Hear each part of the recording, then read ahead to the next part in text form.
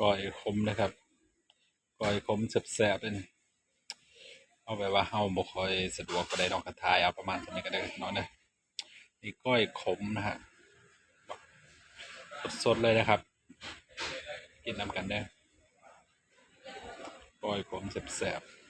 ๆแต่ว่าช่วงนี้มันเฮาก็บ่ค่อยสะดวกถ่ายเนาะก็แบบว่าเอาส่ำนี้ไปก่อนมัน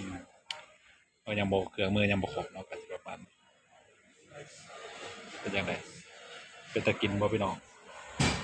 มีหมักพริกมีหยังเฮาก็ของเฮายังบ่ครบเฮายังบ่ได้เอาเบิ่งส่ำนี้ไปก่อนเด้อพี่น้องเด้อ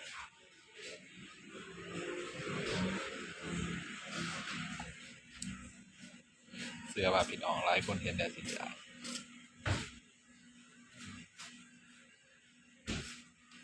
จังไดครับ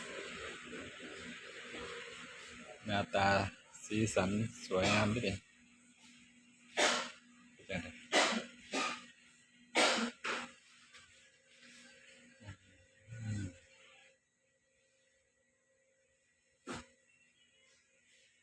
น่ากินบ่พี่น้องน่ากินบ่โอ้ยมีเวลาว่างๆอยากถ่ายให้พี่ให้น้องเฮาได้เบิ่งทำใหม่ๆสดๆเลยเด้อเนี่ย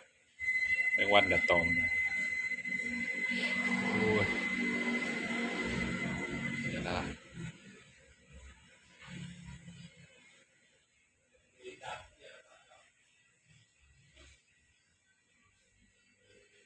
เป็นตากินบ่ตาแซ่บเนาะเดี๋ยวว่าพี่ว่าน้องเห็นหลายคนสิอยากนำเด้อนี่เห็นแล้วน้ำลายไหลนำเด้อนี่โอ้แซ่บเลยนะมีโอกาสอยากถ่ายให้พี่ให้น้องเฮาได้เบิ่งสดๆเนาะตอนกินเนาะเอากับช่วงนี้เฮายังบ่ค่อยสะดวกเนาะงานเฮาก็หลายเราก็ถ่ายเอาส่ำนี้ไปก่อน